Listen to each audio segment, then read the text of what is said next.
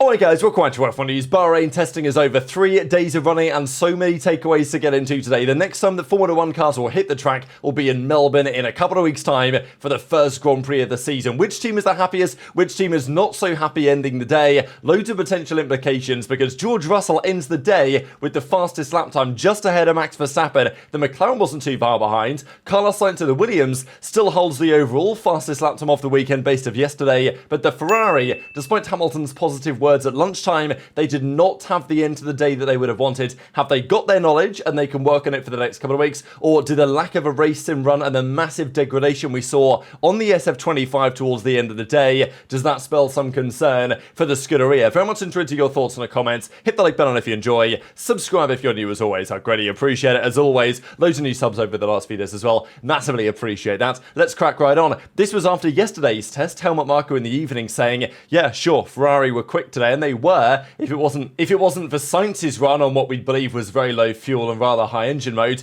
it would have been Hamilton with the fastest lap time of the entire weekend. But, as Marko says, Max hasn't hit the track just yet, because of course yesterday was all about Liam Lawson for Red Bull. Now this is Red Bull's upgrade. So they brought a couple of changes to their car today. They planned this for Melbourne, but they said, you know what, we've got it here early, we might as well try it today. Now, the nose looks a bit fat, as I think you can tell. It's a little bit of a different design to what they've done before, mainly additionally adding this new plate at the bottom. The main change being really following Ferrari's lead and other teams with having this lower panel not connected to the nose. Teams have messed around with this, the idea of having some airflow going through this gap right here so we can get into the floor easier. That tends to be the way that most teams are moving nowadays. I think they might have changed the engine cover as well, but this is just a comparison between what Red Bull were running yesterday and what they had today. Now, it wasn't a clean day for Red Bull, it wasn't perfect, but I think they can be quietly confident. I really think that Max Verstappen, I know that this weekend's Lando's odds to win the championship with the bookmakers have gone up. He's like 3-1 for Max to win the title, and when you consider that he's won the last 4 in a row and was quick today, I think Red Bull can be pretty confident, but it's not like everything was all smooth for them either. It's just really tough to say which of the top teams will be happiest. It's probably not Ferrari, in my opinion, and we'll get to that towards the end of the day. I think they have a lot to think about over the next couple of weeks. It could be McLaren, it could be Red Bull, it might even be Mercedes. So lots to say today. This was Behrman's car just exploding for some reason at the start of the day at the Haas. There was also this moment, as you guys can see here. I don't know who Max is sticking his middle finger up at, but he does clearly stick his middle finger up at somebody as he passes the Williams garage and he appears to put it up at somebody on his left. Now, I don't know if Max is just trying to, check whether the stewards are awake or whatever, and I don't really think there should be any repercussions for this, even with the new regulations that they've brought in. The issue is that the way that they've written those new regs around the moral injury caused to the FIA and all of this fairy dust stuff, they can probably do what they want in terms of punishing drivers. So I don't think this is going to go anywhere for Max, but, everyone was snitching on him, basically. There was loads of tweets about it, so I thought I might as well do exactly the same. Not really sure what that was all about for Max, to be fair, but he had a pretty decent day on the track. Now, yesterday, there was lots of talk from the McLaren garage that they were struggling with rear instability. Now, is this just smoke and mirrors from McLaren is what I was wondering, because if you watched their car yesterday, were there really many hints of rear instability? Not particularly, and Ed Straw from the race was trackside and said that he didn't really see much evidence of that. But of course, yesterday was very cold conditions for Bahrain, conditions where the McLaren tends to like it. Today, we saw everything exacerbated. The cars were far harder to drive and control in the hotter track temperatures that are typical for Bahrain at around this time of the year, at around this time of the day, certainly for the morning session. And Lando was really struggling with the rear of the car. I mean, there was this moment here, which was, there were plenty more moments like this. There were some corners I watched Lando turn into, and the rear gave up on him. He thought he caught it. It gave up on him again. He thought he caught it, and it gave up on him again. He had to make like 3 or 4 corrections to even try and keep the car on the track. So, yeah, the McLaren was struggling in those conditions with whatever setup they were running. Now, look, if there's any team that may have not tried to show their hand fully this weekend, it may well have been the McLaren. I do think they're very quietly confident in their car, but they have been pretty outspoken on their issues with the rear instability, as they call it. Now, to be fair, Bahrain is always a rear limited track anyway. The rear tyres are the ones that tend to give up. But it is interesting just to note that even McLaren, who are considered by most to be the team coming out of this weekend looking the best and the most likely team with an advantage going into the season, would be the McLaren, could also be Max. I think that he's looked particularly strong. And we also can't count out the Mercedes or even the Ferrari. I don't think there's any other team really in the conversation. The Williams has still been very impressive, and the Alpine today was good. The Aston Martin, they had a bit of a stinker today. Stroll was unwell. Their car looked particularly understeery. So I don't think they'll be too happy coming away from the test. And also, I don't think the Bahrain organisers or really Formula One will be very happy with Bahrain as the type of things that were happening this weekend. Because they had the power cut on the first day, and then today they had a couple of inexplicable red flags. One of which was here because the start-finish box, like where the guy stands to wave the checkered flag, the panel of the window fell out of it onto the track and smashed everywhere. So they had to red flag it because of that. And then later on, there was a bus which just took to the track, if you guys didn't see this. There was also talk about some sort of quad bike on the track, also causing a red flag, but apparently that was because a marshal hadn't got back quick enough to his post. But yeah, a bus goes on the track pretty much where Logan Sargent spun off last year at turn 10 and could have wiped this guy out. So, you know, thankfully that didn't happen, but they decided to red flag it. And after the morning, these were the laps. So Leclerc put in 66 laps. He had the fastest lap time of 1:30.8. The driver that has honestly impressed me the most over the last couple of days is Antonelli. I think he's been really impressive. Now, the Mercedes and Antonelli and Russell, to be fair, both struggle with a bit of front left locking into turn 10. Obviously, it's always difficult on the front left into turn 10 because it's so unloaded with the way that corner is. It's just a really tricky corner in general.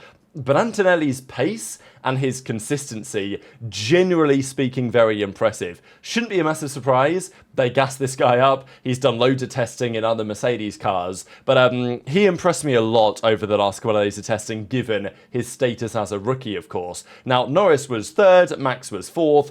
Obviously, for some of these teams, it was about laps. Some of these teams, it was more about performance. So, of course, Leclerc was on in the morning for Ferrari, and then the afternoon, it was Lewis Hamilton's turn for the first time in an afternoon session to take to the track for the first time and get some good running in. There was a belief that he would run a race simulation at some point because other teams did it yesterday. Still, you know, Red Bull didn't really do it, so maybe Ferrari just felt like they didn't need to. But there was a feeling that they might run some sort of race sim and give Hamilton the chance, because you'd think that for Hamilton, trying to get up to speed and learn the car, doing a full race simulation in race conditions under the lights in Bahrain would be a valuable thing to do.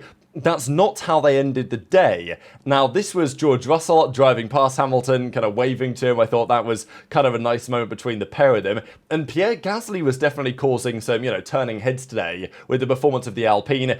Look, if you have a car that's 10 kilograms lighter, that's worth roughly 0.3 of a second. So, look, if you have 10 kilos less fuel than the other guy, then your car's going to look quicker. So it's usual testing caveats. But, you know, watching the Alpine on board looked pretty hooked up. I think from the evidence we've seen this week, tough to know where Haas are. They didn't really do much fast running at all. The Sauber is terrible, as far as I can tell. And I don't think the Racing Bulls is good either, to be honest. It looks pretty, but there's not much else going for it, in my opinion. The Aston Martin, I'm not so sure. I thought it was going to be good. I think maybe there's a high ceiling in that car, but I think they've maybe got a lot of work on.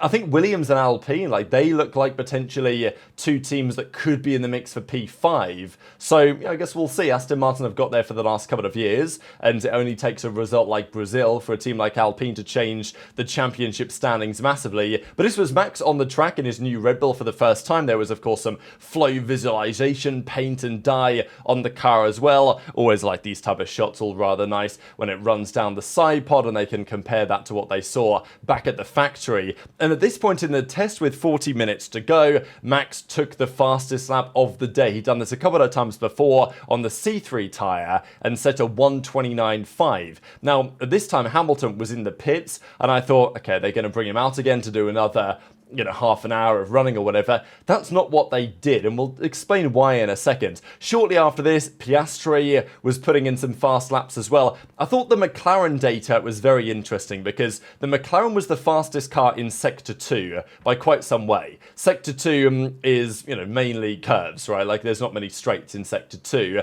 That is where the McLaren was having an advantage, but it was losing the McLaren 4/10 in Sector 1 alone. Now that is a strong sector for the Red Bull here historically. It was also a strong sector for Albon, but again, Williams were probably running it on lower fuel and they were on one step softer tyres. So he had a good lap though, Albon on the C4, and it was Verstappen though who was topping the times. Piastri was quicker than Max in Sector 2, but as I say, he was losing nearly half a second in Sector 1. Now, the main reason for that could be engine modes, but I think setup is definitely a factor. It did seem McLaren were running more downforce. Their top speeds, McLaren, were some of the lowest among any team this weekend. I think McLaren may have been sandbagging from an engine mode perspective more than other teams. That's just my feeling. We'll see how that trends. But I think it was a combination of downforce, maybe engine modes and deployment and stuff like this because, Piastri was he could only get 3/4 tenths off Max's time here. But the McLaren is faster than that, as far as I am concerned. Max, though, it was not easy for him, right? I mean, watching him drive, certainly in the morning session, the car was a real handful. And yeah, this is testing, right? But it's not like Red Bull ended the day with a flawless car that Max could do whatever he wanted to. This was a spin that he had at turn 1. He went in deep. He eventually, tried to get on the power, the rear let go, and he spun it around. So lots of teams struggling, right? Difficult conditions today compared to otherwise. But the car that maybe a little bit surprisingly at the end of the day went to the top of the timesheets was the Mercedes. Now, I mentioned on day 1 that I think the Mercedes is like a sneaky good car to look at.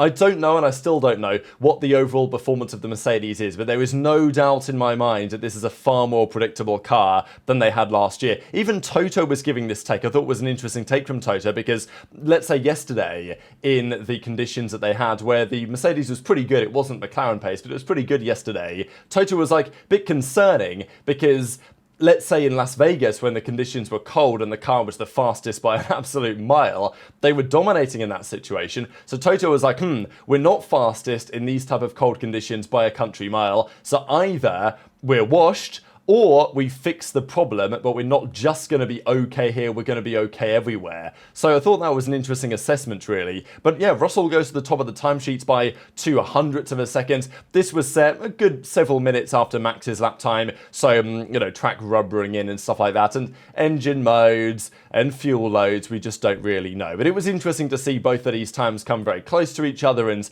yeah, he put in a 1:29.545 to take the fastest lap time of the day. Now, let's talk Ferrari, because they had a very interesting end to the weekends. Hamilton certainly did seem at lunchtime, very satisfied with how things have gone. Certainly more so than where things were with the Mercedes over the last couple of years. Hamilton's been learning, I'm sure, so much with Ferrari, making serious progress with them. And the car does seem to suit him, and he seems to suit the car better than it was at Mercedes recently. So I think he can go away satisfied. And he says, look, we've got a bit to come. We've built a solid foundation. He also gave credit to McLaren for their run yesterday and for Max's run in the morning. We'll have a look at it in a second. It's hard to know fuel loads. For us, we're trying to improve. And as he says, I'll get a bit better understanding of how this car behaves in a race stint. So, he says, I haven't done a long run yet. I'm about to do it this afternoon. So there was seemingly an intention. As he says, I've only done short runs of like 10 laps. It'll be interesting. It's going to be my first race stint with the team. So there was an intention there to run a race stint. Maybe not a full race distance, but certainly a race stint of 20, 25 laps or whatever in the car. But that's not how things turned out. He did say this as well at lunchtime. I would say this is the most positive feeling that I've had in a long time. That's all I can really say for now. So, definitely implies that Ferrari have more to come. Hamilton's happy with the car, absolutely. But at the end of the day, didn't really go to plan because this is with 20 minutes to go. Hamilton was in the garage. His fastest lap time was about 8/10 of where Russell ended up. And yeah, Hamilton and the team were in the garage. There was nothing going on, right? And you can see them, well, if they bring the wall up, that means they're dismantling the car and taking the floor off. That's the only way they're allowed to do that. And it seemed the degradation was the real factor that led to Ferrari calling it a day. And we'll get into that in a second. So shout out F1 Guy Dan putting together some great numbers on all of the race stint numbers over the last couple of days. So, massive credit for him for putting together lots of these numbers. This was the data from yesterday in which Lando was incredibly impressive compared to the rivals. This was some of the data from today. So this was Max's run this morning on the C3 tyre. So let's just remember the C3 tyre is going to be the soft when we actually get to Bahrain. Probably the C2 feels like a really good tyre to me based on what we saw. I think that C2 tyre is really impressive. So, we'll see what the engineers think, I guess. But this was Max's stint in the morning, 35 mids, 34 highs on the second run. So, reasonably good. The notable thing, of course, is the deg, right? Because just looking at the fact that Max was stable in the 35s, 34s within, 8 to 10 laps or so. This was on the C2 tyre from Lando in the morning. He was able to push harder because he could lean on the tyre more. And without a couple of outliers in here, his lap times, especially in the second stint, were pretty impressive. 33.2, 33.2, 33.2, 33.4. That was a pretty good run of laps. This was Piastri's run on the C3 in the afternoon. So again, notable because you're going to compare this in a second to what Hamilton did. This was 36, basically 36s the entire way. I mean, how many laps is this? 5, 10, 16 laps or so? 36.2, 36.2, low 36s. No problem at all. This was Hamilton's stint on the C3, and it was only, 10 laps? And this is what it was, 36.4, so starting off where Piastri was, but then it quite quickly degraded substantially. And Hamilton was obviously struggling for some consistency at a 37.2, 36.8, 36.8, 38, 37, 37.7. So this stint happened for Hamilton, not a good stint for what Ferrari were looking for, and they came into the box after this. They then came back out again, I think, and did another 3-lap stint, where Hamilton went 35.9, 36.5, 36.7, and then they just called it a day again and came into the pits. So this raises a couple of questions, right? Either Ferrari's car was just set up kind of poorly today. They didn't get it right, they were messing around with some ideas, and they landed on a setup that was giving them substantial degradation.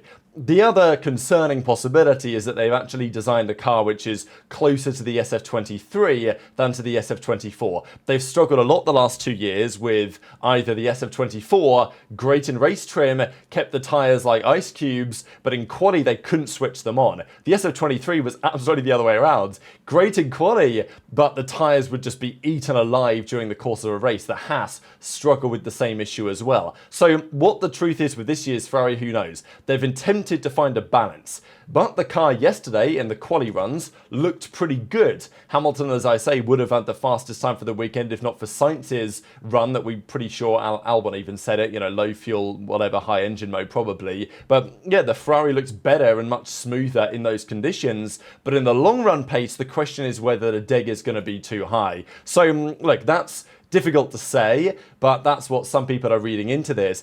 I will say Mercedes have got to be pretty satisfied with this. These were some of Russell's sims today on the C1, on the C2, and look, you can see the consistency of Russell's run on the C2 is absolutely metronomic.